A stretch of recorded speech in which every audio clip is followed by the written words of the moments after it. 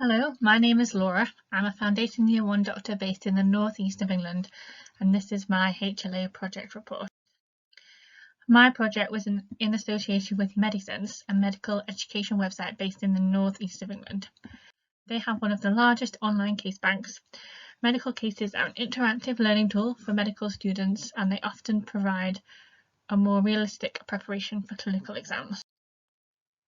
The key aims of my project were firstly to create a case standard to allow volunteers to quality assure their cases, to create a case pro forma to ensure any new cases added to the case bank fit the same standard and format, and to recruit volunteers to help quality assure the current case bank.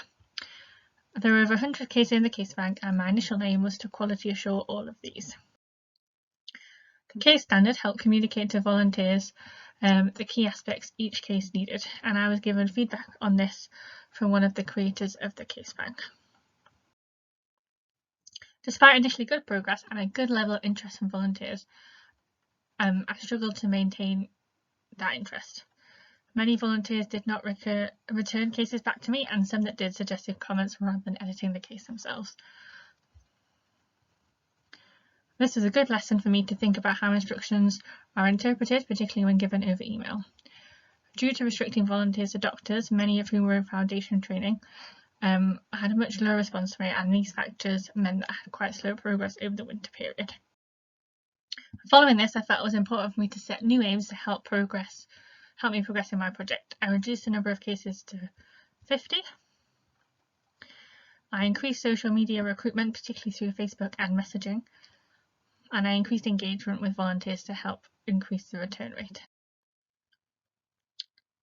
My progress with the project: I completed my case standards, created a case pro forma, and I achieved my revised aims of quality assuring 52 out of my target 50 cases. Lessons I've learned from this project include particularly how important it is to set achievable goals.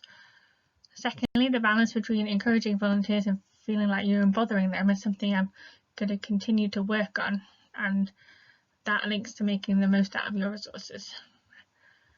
And finally, my future aim for this project is to finish quality assuring the rest of the case bank and to produce a physical teaching resource for clinical educators to use to complement clinical encounters during teaching sessions. If you would like to find out more about Medisense and the different educational resources they have to offer, including the case bank, then follow this link. Also, I'd like to say a big thank you to the Medisense team and to all the volunteers who helped with this project. Thank you.